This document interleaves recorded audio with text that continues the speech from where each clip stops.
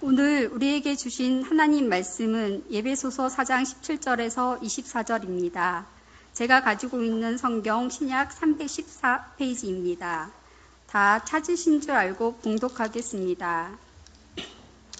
그러므로 내가 이것을 말하며 주 안에서 증언하노니 이제부터 너희는 이방인이 그 마음으로 허망한 것으로 같이 행하지 말라. 그들의 총명이 어두워지고 그들 가운데 있는 무지함과 그들의 마음이 굳어짐으로 말미암아 하나님의 생명에서 떠나 있도다. 그들이 감각 없는 자가 되어 자신을 방탕에 방임하여 모든 더러운 것을 욕심으로 행하되 오직 너희는 그리스도를 그같이 배우지 아니하였느니라. 진리가 예수 안에 있는 것 같이 너희가 참으로 그에게서 듣고 또한 그 안에서 가르침을 받았을진데 너희는 유혹의 욕심을 따라 썩어져 가는 구습을 따르는 옛사람을 벗어버리고 오직 너희의 심령이 새롭게 되어 하나님을 따라 의와 진리의 거룩함으로 지으심을 받은 새 사람을 입으라. 우리 귀한 찬양으로 소개해 주신 우리 할렐루야 찬양단에게 감사를 드립니다.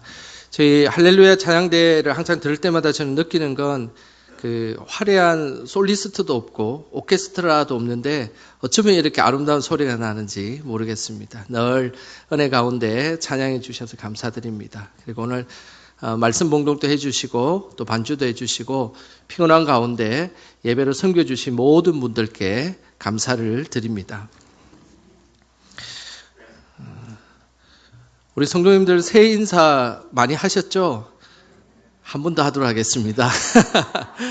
새해 복 많이 받으세요 하고 우리 옆 사람에게 인사하도록 하겠습니다.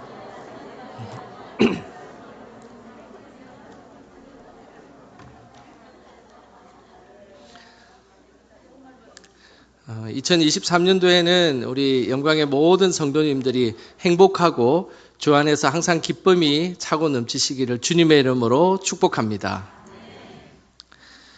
이 땅을 살아가면서 누군가 가르침을 본받는 것, 그것은 참으로 중요한 일입니다.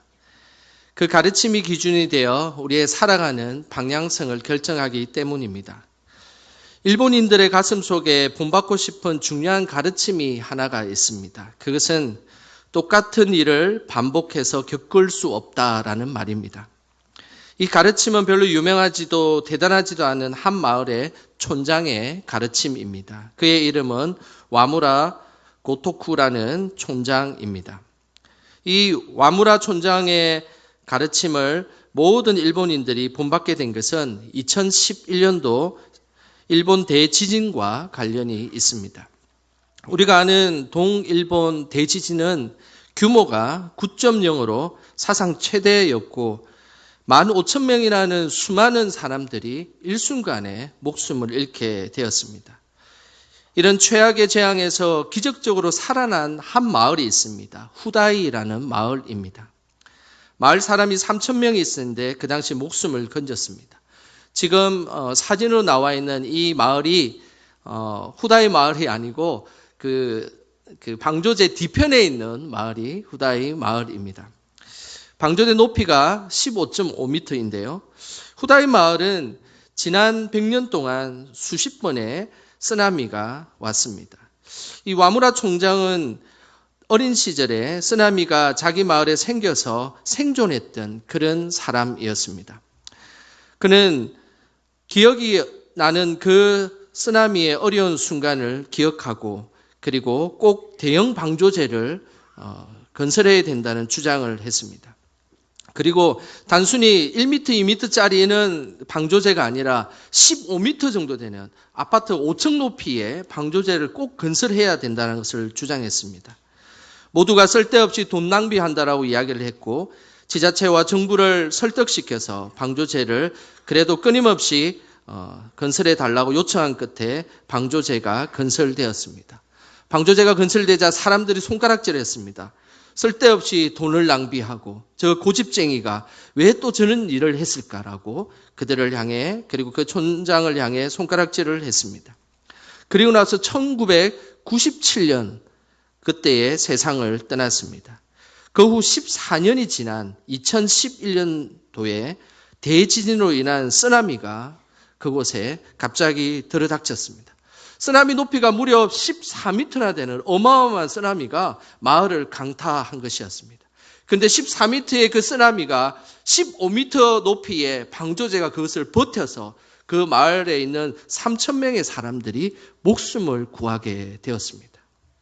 그때에 있었던 사람들은 신발 하나도 젖지 않고 그냥 평온한 가운데 그 쓰나미를 맞이했다고 합니다. 그는 평생 비난을 감당하고 3,000명을 살렸지만 축하도 격려도 받지 못하고 죽었습니다. 하지만 일본인들의 마음속에는 똑같은 일을 반복해서 겪을 수 없다는 그 가르침을 그들은 다 새기고 가슴 속에 자리 잡게 된 것입니다. 믿음의 사람들이 항상 본받아야 하는 가르침이 있습니다. 그 가르침이 누구의 가르침입니까? 예수 그리스도의 가르침입니다. 다른 그 어떤 것보다 예수님의 가르침을 본받아 살아가는 것, 이것이 이 땅을 살아가는 우리 믿음의 사람의 모습입니다. 그래서 올 한 해 2023년 교회 표어를 예수님의 가르침을 본받아라고 그 표어를 지었습니다. 여러분들 보시는 이 오른쪽 편에 그 표어가 있습니다. 우리 한번 같이 2023년 교회 표어를 한번 읽어보겠습니다. 읽겠습니다. 예수님의 가르침을 본받아. 2023년에는 예수님의 가르침을 본받아라는 표어로 4가지의 사역들이 구체적으로 진행되게 될 것입니다. 우리 새해맞이 영상 때, 새해맞이 예배 때 영상을 우리 다 같이 봤지만 여기 보니까 한 3분의 1 정도는 영상을 보지 못한 분들이 계신 것 같아서 한 번 더 우리 새해맞이 때 본 영상을 같이 보는 시간 갖도록 하겠습니다.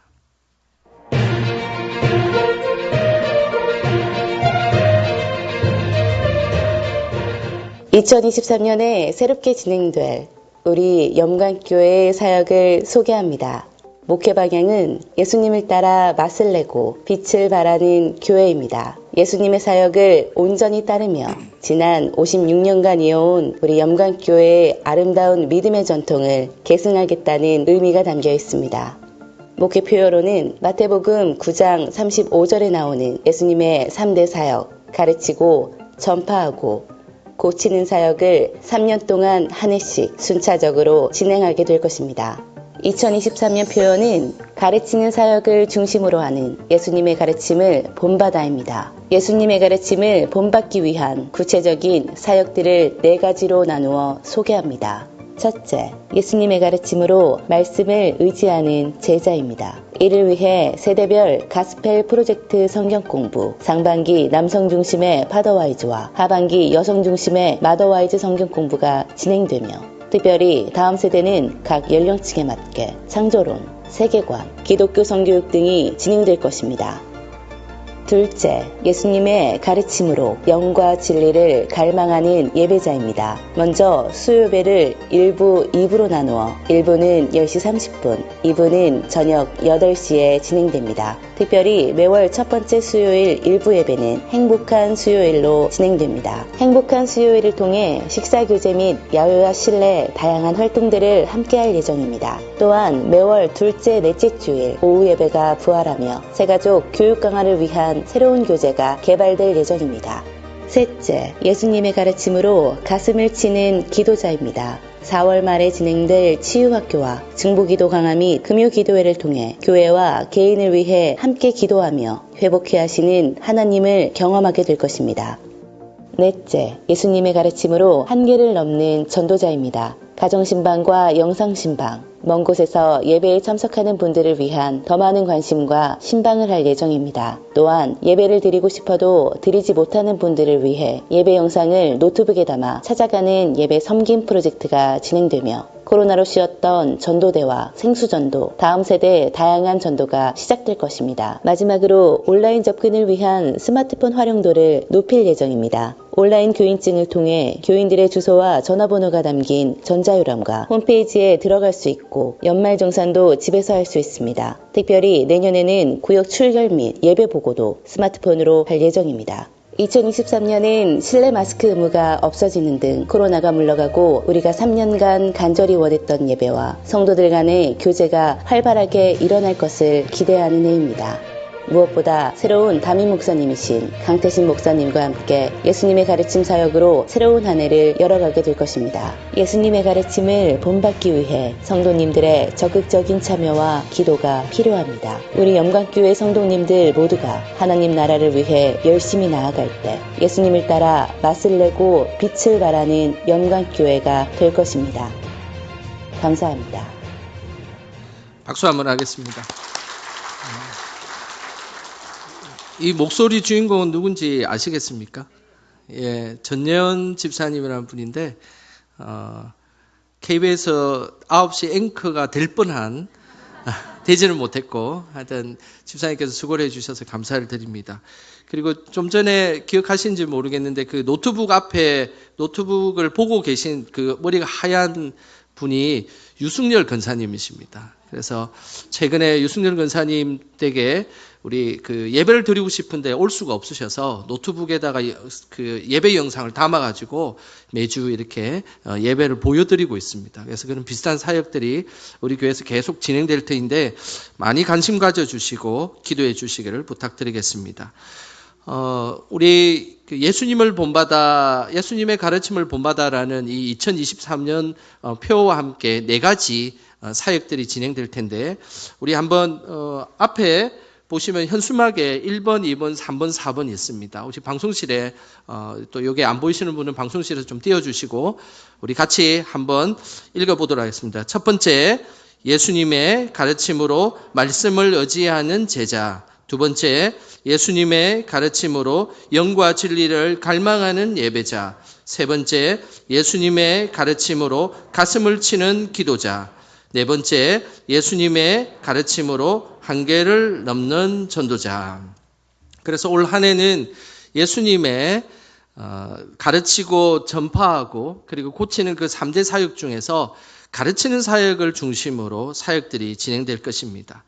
어떤 순간에도 예수님의 그 가르침을 본받고 하나님 앞에 영광 돌리는 한 해가 되시기를 주님의 이름으로 소망합니다. 오늘 본문 말씀은 우리가 예수님의 가르침을 본받기 전에 우리가 벗어버려야 할 것이 있다라고 말씀하고 있습니다. 우리 22절 말씀 같이 함께 읽어보겠습니다. 너희는 유혹의 욕심을 따라 썩어져 가는 구습을 따르는 옛사람을 벗어버리고. 오늘 하나님께서 우리에게 말씀하셨습니다. 예수님의 가르침을 본받기 위해 옛사람을 벗어라라고 말씀하고 있습니다. 여기에서 옛사람은 로마서 6장 6절과 골로새서 3장 9절에 나와 있는 그 옛사람과 동일한 옛사람입니다. 그런데 이 옛사람의 어원은 세례를 받을 때 세례복을 입기 위해 기존의 옷을 벗을 때 해당되는 그런 의미입니다. 예수님 당시에는 강가에서 세례를 받았습니다. 그래서 강가에 아주 그 강 속에 침례를 하는 방식으로 세례를 받았는데 그때에 세례를 받기 위해서는 세례복으로 갈아입었습니다. 그래서 기존의 옷을 벗어버리고 세례 옷을 갈아입고 그곳에서 세례를 참여하였습니다. 그런 것처럼 옛사람을 벗어버린다는 것은 내가 하나님 앞에 나아가기 위해서 기존의 옷을 벗는다는 그런 의미가 그곳에 숨겨져 있습니다. 새로운 옷을 입기 위해서는 기존의 옷을 버려야 합니다. 기존의 옷을 벗지 않고는 새로운 옷을 입을 수가 없는 것이죠. 복음을 알지 못했던 죄인인 우리가 예수님의 가르침을 온전히 따라가려면 그리고 그 예수님의 새 옷을 입기 위해서는 기존의 옷을 버려버려야 하는 것입니다. 그것을 벗지 않고서는 우리는 온전히 예수님의 가르침을 본받을 수가 없습니다. 저는 이번 주 이사도 하고 그리고 취임식도 하고 새해맞이 예배를 한다고 쉴 새 없이 정신없이 보내고 있습니다. 그러면서 이사를 하고 6일이 지났음에도 불구하고 교회 밖에서 살던 버릇이 계속 나오고 있습니다. 그냥 교회 4층에서 지하로 내려가는데 두꺼운 파카를 입고 자꾸 제가 왔다 갔다 하는 그런 이상한 모습을 보이고 있습니다. 양복을 입으면 당연히 구두를 신어야 되는데 구두를 안 신고 슬리퍼를 신고 왔다 갔다 하다가 아차해서 구두를 신으러 간 적도 있습니다. 빨리 교회 밖에 살던 옛 습관들을 벗어버릴 수 있도록 기도해 주시길 바랍니다. 오늘 본문은 옛사람의 모습을 구체적으로 말씀하고 있습니다. 17절의 말씀을 같이 읽어 보겠습니다. 그러므로 내가 이것을 말하며 주 안에서 정언하노니 이제부터 너희는 이방인이 그 마음에 허망한 것으로 행함같이 행하지 말라. 우리가 버려야 할 옛사람의 모습을 17절에 이렇게 말씀하고 있습니다. 그것은 이방인의 삶의 방식을 버려라라는 것입니다. 우리는 이방인의 삶의 방식을 버려야 합니다. 여기에서 이방인의 삶의 방식은 바로 허망한 것을 쫓아가는 삶입니다. 여기서 이 허망이라는 이 단어는 헬라어로 마카이 오테스라는 단어를 씁니다. 이 마카이 오테스는 어떨 때 허망한 것이냐면 하나님이 없는 상태를 지칭하는 말씀입니다.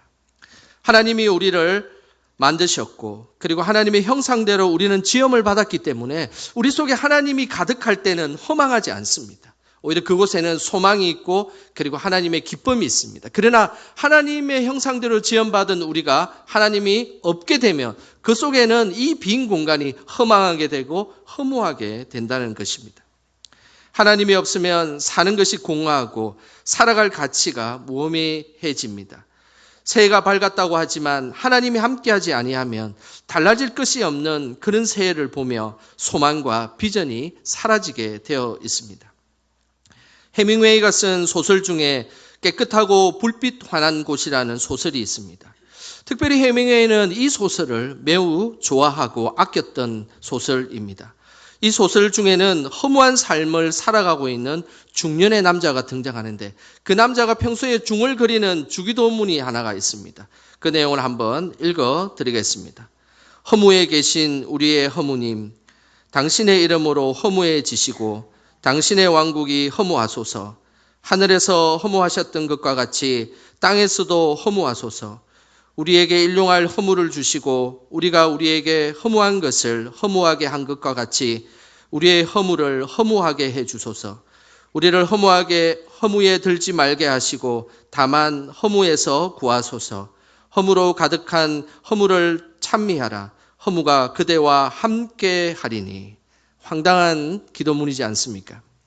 이 소설에 등장하는 중년 남자는 하나님 없이 살아가는 그 인생이 허무함을 이야기하고 있습니다. 이 소설을 해밍웨이가 좋아했다는 것은 해밍웨이 역시도 뭔가 허무한 세상을 쫓아가는 그런 세상을 살았다라는 것입니다. 실제 해밍웨이는 인생의 허무함을 극복하지 못하고 자살로 생애를 마감하였습니다. 허망의 인생은 허망한 마무리를 할 뿐입니다. 하나님 없는 허망한 인생을 어떤 모습인지 더 구체적으로 18절에는 이렇게 말씀하고 있습니다. 같이 한번 읽어보겠습니다. 그들의 총명이 어두워지고 그들 가운데 있는 무지함과 그들의 마음이 굳어짐으로 말미암아 하나님의 생명에서 떠나 있도다. 지혜의 근본이신 하나님이 그 속에 없기에 그의 총명은 어두워진다라는 것입니다. 그리고 결국 무지함과 마음이 굳어짐으로 하나님의 생명에서 떠나게 됨을 말씀하고 있습니다. 이것이 하나님이 없는 이방인의 허망한 모습입니다. 올 한 해 예수님으로 그 허망한 인생을 다 없애시고 마음속에 그 속에 예수 그리스도의 가르침을 가득 채우시기를 주님의 이름으로 축복합니다. 오늘 본문에는 예수님의 가르침을 위해 벗어야 하는 옛사람의 또 다른 모습을 말씀하고 있습니다. 19절 말씀입니다. 우리 19절 같이 함께 읽겠습니다. 그들이 감각 없는 자가 되어 자신을 방탕에 방임하여 모든 더러운 것을 욕심으로 행하되. 우리가 벗어버려야 할 옛사람의 모습은 방탕과 욕심의 모습입니다. 방탕이란 말은 무절제, 호색, 그리고 추한 행동을 의미합니다. 욕심은 탐심과 탐욕을 의미합니다. 이런 방탕과 욕심을 하나로 묶으면 그 속에는 자기중심적인 행동이 들어 있습니다. 자기중심적인 행동의 모습은 언제나 인생에 있어서 자신이 주인공이 되고 자기가 원하는 대로 하려는 것입니다. 생각과 판단이 모두 자신의 것입니다. 자신이 그것이 그 일이 좋다면 그 일은 좋은 일이고, 자신이 원하는 대로 되면 그 일은 잘 되는 일이고, 그리고 자신이 계획한 대로 되어야 직성이 풀리는 사람들은 바로 자기중심적인 사람입니다. 그런데 그 자기중심 속에는 하나님이 들어갈 틈이 없다는 것을 기억하시기를 바랍니다. 하나님은 우리가 자기중심 속에 있는 나의 자아와 나의 모습을 바깥으로 벗어나게 할 때 그곳에 하나님은 임재할 수가 있는 것입니다. 그런데 내 안에 나의 모습이 가득 차 있으면 그곳에는 하나님이 임재할 수가 없는 것입니다. 그래서 이런 사람은 늘 욕심이 많고 자기가 원하는 대로 행동하는 것입니다. 그렇게 하는 것은 우리가 믿음 안에서 잘 살펴보면 그는 하나님 없이 살아가는 한 사람에 불과한 것입니다. 믿음의 사람은 늘 자기 중심에서 좌지우지하는 그런 인생이 아니라 늘 하나님 중심, 말씀 중심으로 살아간 사람이 되어야 합니다. 이것이 올바른 믿음을 가진 사람의 모습입니다. 중세 최고의 신학자였던 어거스틴이 자기 중심적인 삶의 욕심, 쿠피니타스라는 이 용어를 이렇게 설명하는데 매우 중요한 질문을 하나 하였습니다. 그 질문은 이런 질문입니다. 하나님을 사랑해요? 하나님을 사용해요? 라는 질문입니다. 믿음을 가지고 있는 사람 중에 하나님을 사랑하지 않고 하나님을 사용하고 있다면 우리는 여전히 이방인들과 다름없는 욕심을 보이고 있다는 것입니다. 우리는 하나님을 사랑해야 되는 것입니다. 하나님을 사랑하고 섬기며 나아가야 되는 것입니다. 그런데 그 하나님을 우리 마음대로 사용하는 것은 하나님께서 원하시는 믿음의 모습이 아닙니다. 올 한 해 하나님을 사용하지 말고 하나님을 사랑하시기를 주님의 이름으로 축복합니다. 우리의 본성은 자꾸만 옛사람으로 돌아가려고 합니다.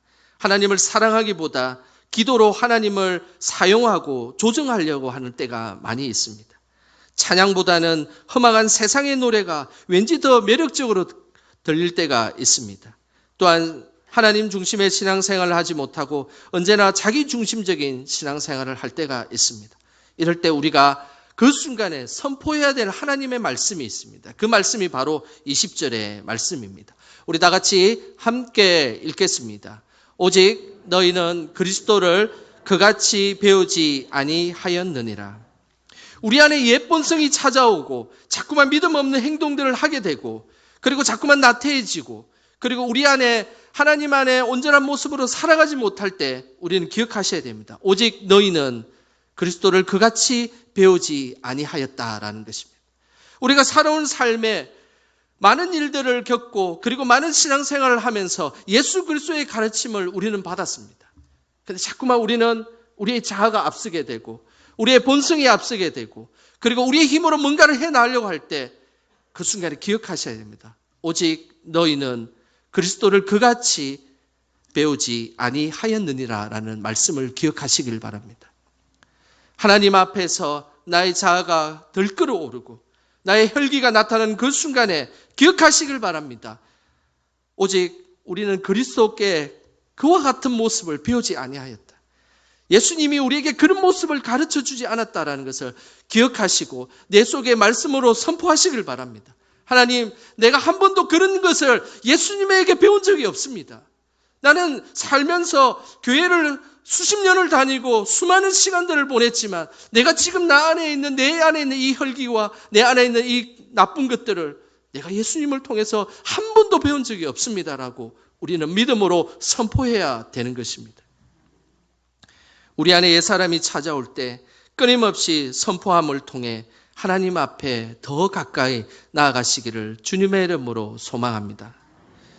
이제 예수님의 가르침을 본받기 위해 옛사람을 버려야 한다면 이제 입어야 하는 것이 있습니다. 그것이 바로 24절에 나옵니다. 우리 24절 말씀 같이 함께 읽겠습니다.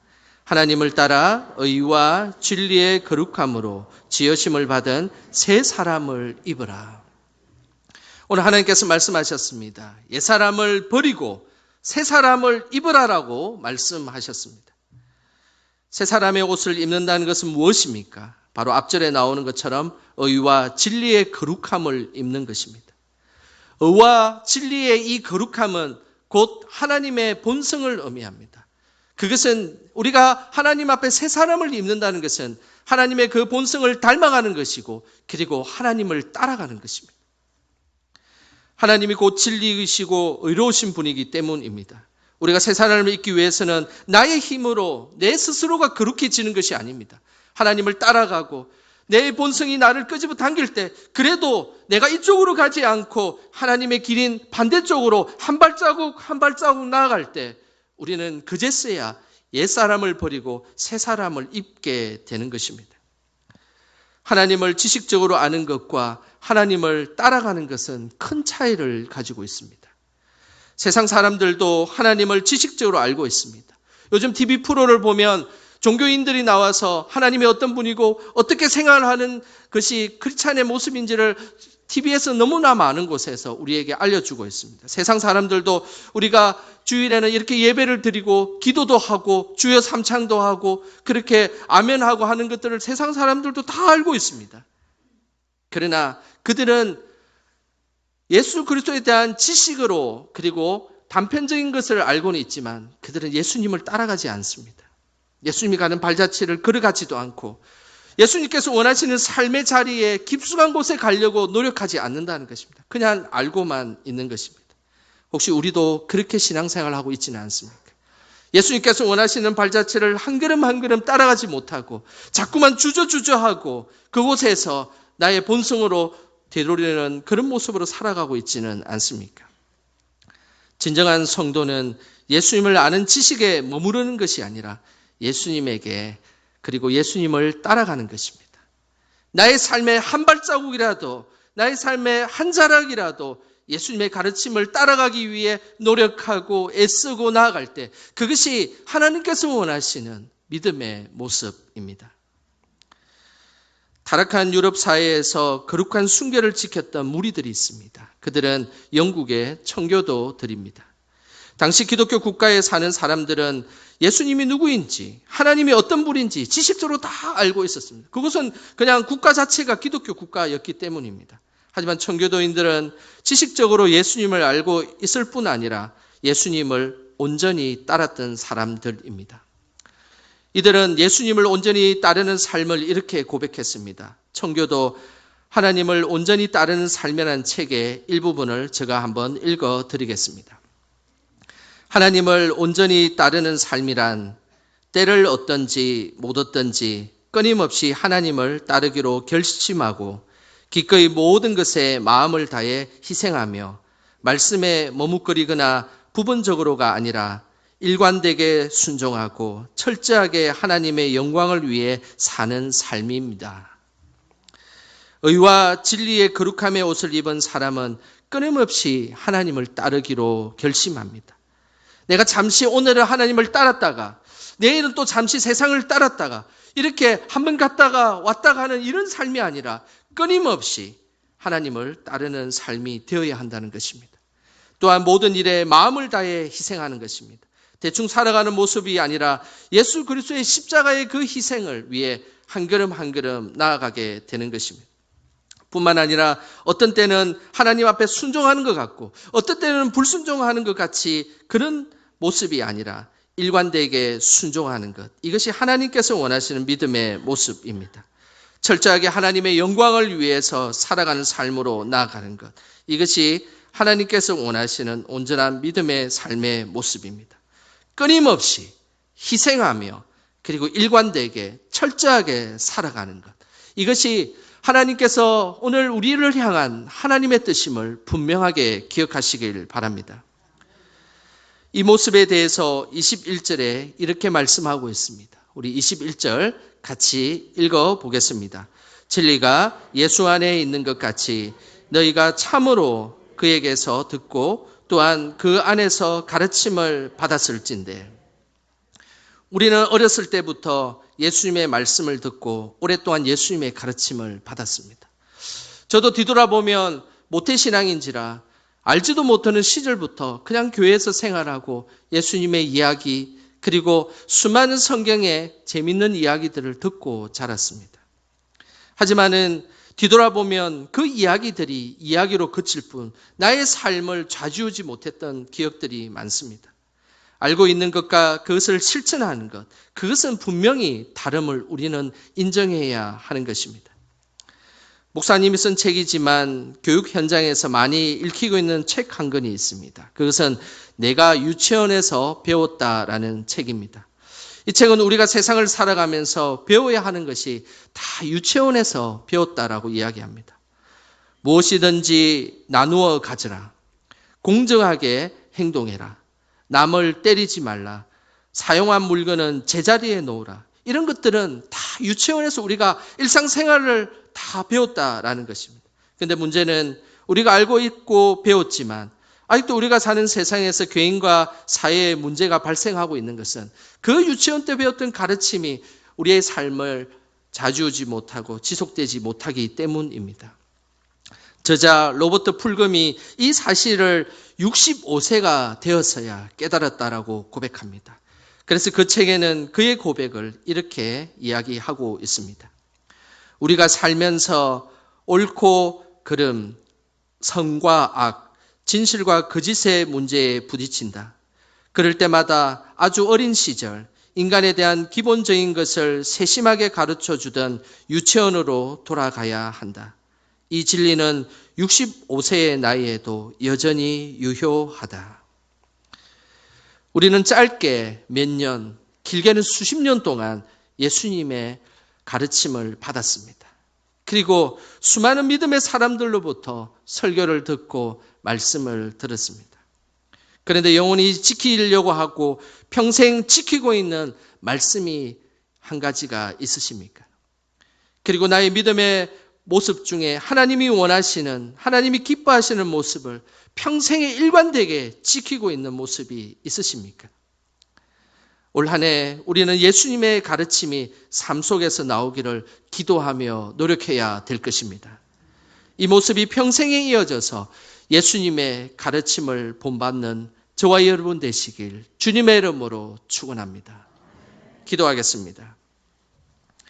하나님 아버지, 예수님을 통해서 참된 가르침을 주셔서 감사드립니다. 예수님을 따라 진정한 믿음의 삶을 살아가고 있지만 우리가 온전하게 따르지 못했음을 용서하여 주시옵소서. 우리가 평생에 예수님의 가르침을 본받을 수 있도록 성령께서 인도하여 주시옵소서. 끊임없이 찾아오는 옛 사람을 벗어버리게 하시고 오직 예수님께서 주시는 새 사람을 입게 하옵소서.